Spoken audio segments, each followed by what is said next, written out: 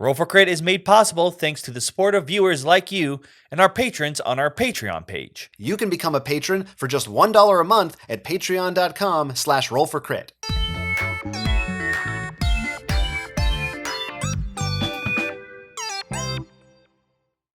Welcome to Roll for Crit's continuing coverage of Gen Con Online.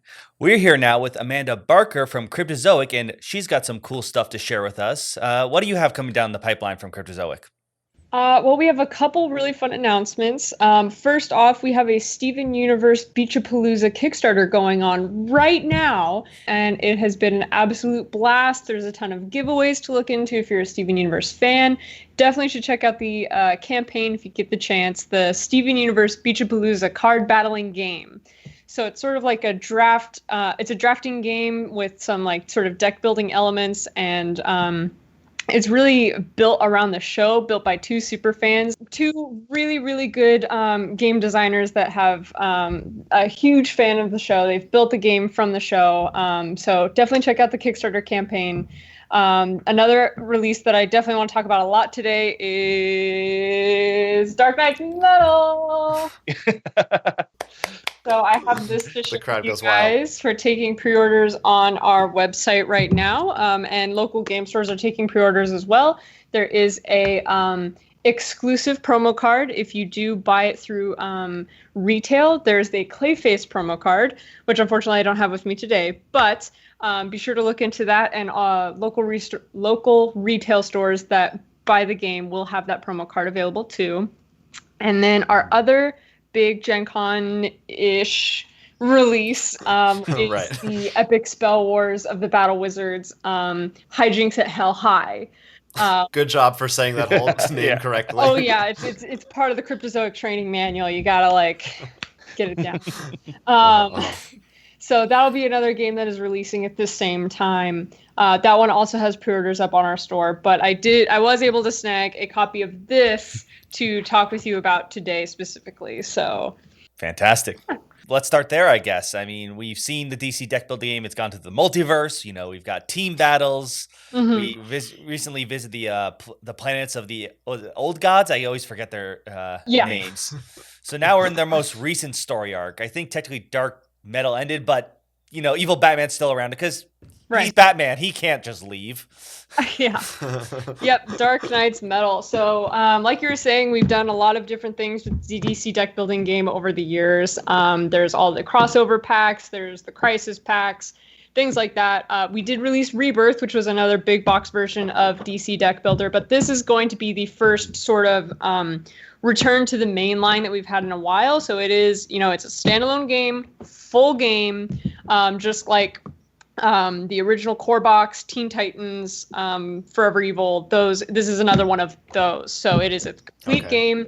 It's not Rebirth related. Rebirth is its own thing, which we are definitely still playing with and developing. But this is back to classic old DC deck builder with a bunch of new components and things like that, like the Batman Who Laughs. And there's a lot of cool dynamics that I'm excited to share with you guys about this.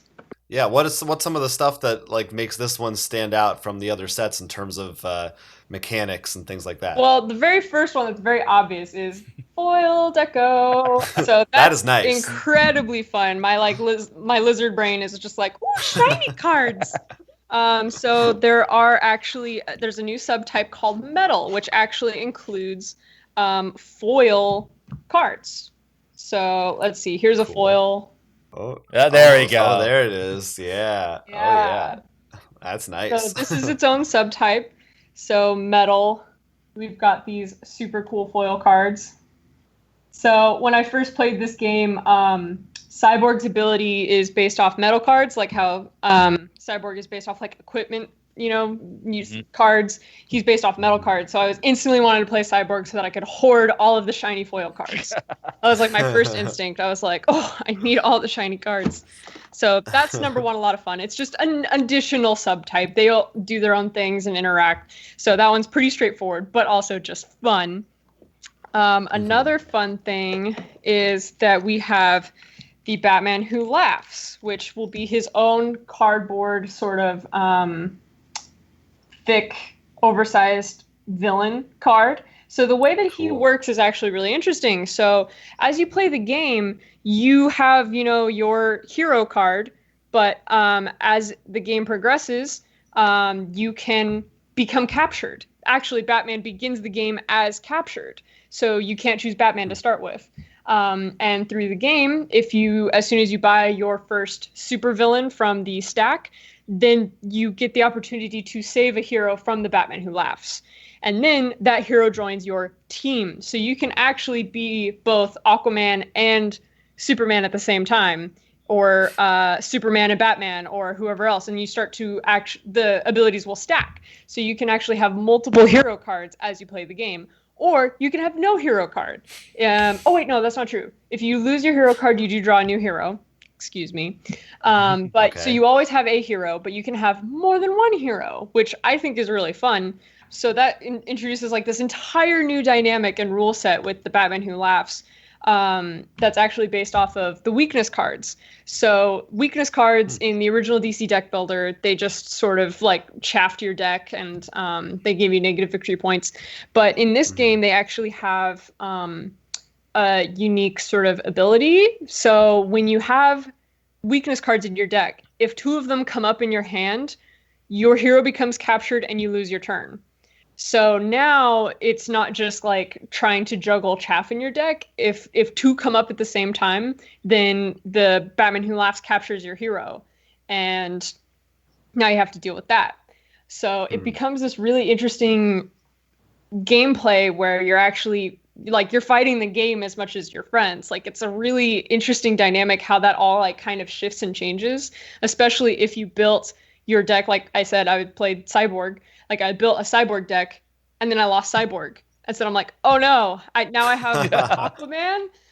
Okay, let's see how I can like adjust this to keep going and try to get Cyborg back from the Batman Who Laughs. So it becomes this sort of like interesting game where you're trying to like keep everything organized as the game tries to like take stuff away from you. So I really like that. That's very similar to, it sounds like, to the penalties, which were the equivalent of weaknesses in the NHL version. I think we talked about before, we really liked it when the weaknesses had something else going on. I think Teen Titans 2 also, it wasn't the same thing of 2, it's just they had weird things going on. Right. More jokey because the show's more jokey, but I like that because it makes the weaknesses not just it's there being annoying. Oh yeah, and there's a lot of cards that trigger off of weaknesses, so the game is really built expecting you to have weaknesses. And there are some cards where like Mr. Terrific is built off of like, let me see what his card ability was.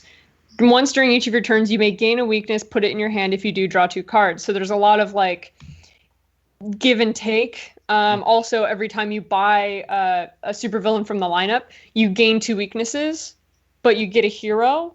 So there's a lot of like weaknesses are a lot more involved in this game in a very interesting way. So they're not all necessarily bad because sometimes they trigger other things to happen. So yeah, it is. I agree is what I'm saying, that I think that it's really fun that the weaknesses are more involved, and rather than just being like a dead card to just kind of like fill your deck and be like, oh no, like it actually kind of interacts with the game a lot more. Now, you said this is returned to the core line. Does that mean that this could be mixed with any of the Crisis sets or Multiverse box, for example? Yes. There are rules in the back that you can use the crossover packs. So there is definitely rules in the back. I haven't looked into that like a whole ton myself, but yes, the answer is yes. You can. You mentioned Rebirth a little bit. I don't know how much you know or can talk about. Is there any kind of a tease as to maybe what kind of more content or expansions might be coming down the line for that one? Unfortunately, I don't know. I got nothing. That doesn't mean that there's not nothing. I tried. That's just... I thought I would give it a shot. Fair enough. Definitely. Fair enough. Yeah, but we're definitely... I mean, well, actually, we have a copy of Dark Knight's It's actually Metal. just out of reach. It just came last night. It's like, Oh. I tried. I tried to But get it to you in time, but yeah, well, we're gonna get to it soon, hopefully, and hopefully we'll have a review for that yay. pretty shortly if it's not already up there when you're watching this video. Awesome. By the time that goes up, so that's exciting. But yeah, we've I mean, I know Will is the DC deck building game super I am. fan. Which actually, Here at I'm a Roll for little Crit. worried right now because I think my multiverse box might not be able to hold this. Yeah, that's valid. It's pretty thick. But I mean, Yeah. I'm actually just like so impressed by our design team doing this box. Like I I did read this storyline, but like man, just the art and like I want to like put this and display it just as is. Like I don't even want to get rid of the box. Yeah, it does stand out very nicely. That's the kind of thing you see on a shelf at the game store, and it catches your eye. Yeah. If it doesn't, as long as it doesn't like reflect the sun off of it and blind you, that's the fair. danger. Yeah. Other than that, it's great. That was funny. That was one of those things where it was like I was playing and I had a metal card and I like kind of flashed it in like my face or something, and like I could totally see that it was like casting like shine on me, and I was like, oh, I wonder if Amanda has any metal cards in her hand. Oh God, Jonathan, you're gonna have to be careful with your glasses. Yeah. Yeah. These things pick up a lot of reflections. That's a danger. Put a warning on the box. So anything else? Any other games? I mean, you already jumped through a bunch, but is there anything else from Cryptozoic that either is coming out soon or maybe came out in the last few months that you want to highlight, tell people about? Yeah, definitely. Another one, as far as Gen Con is related, we have Spyfest, which is the newest game in the line of Spyfall games. So that one it's sort of a departure from the typical Spyfall rules, hence the slight name change and not just like Spyfall 3. So if you're familiar with Spyfall, it's like a social deduction game where basically everybody knows a location except for the person who's playing the spy. And so then it's a guessing game of trying to figure out who knows where you are and who doesn't. And so what's different about Spyfest is it's actually a team-based game where the premise is that you are at a spy convention and you're trying to find your contact, but everybody is in cosplay, so you have to use keywords to try to figure out which character you're supposed to guess. And so there's a lot of really fun dynamics in there. There's actually going to be a Gen Con event. It's sort of supposed to be, it's a quiz that's supposed to replicate sort of the gameplay and sort of the questions that you're supposed to ask each other. So the quiz is formulated to like ask you those questions to see if you can figure out the keywords you're supposed to figure out and figure out your contact and everything like that. So yeah, definitely be sure to check that out at Gen Con. There's tickets available for that, though they are going kind of fast, but regardless, Spyfest is definitely another game to keep an eye out for, especially if you're a fan of the Spyfall games. We played the non-US edition of Spyfest. So I know there are a couple different tweaks. They like swapped in some like King Arthur's and there's some more some characters that Americans would recognize. Yeah. There were a couple characters that just weren't necessarily on our radar as much, so adjusted a little bit. Yeah, as we learned in our own games with some people being like, who is this? Right. Yeah. But that event sounds really fun. That sounds like a cool way to show it off. Yeah, and one of my favorite parts about that game is the art. If you've seen the Spyfall art, it's always just like so much fun. But the double entendres on the cards. So like for example, Beethoven is one that comes to mind. It's a painting of the spy as Beethoven, and he has like the puffy wig and the black cloak, but he also has like a giant Saint Bernard. Yeah, the Baba Yaga I know is one I love because it still has the old witch's dress, but has the suit and gun because that's what John Wick is known as. So I know, I love that reference. That's another one of my favorites.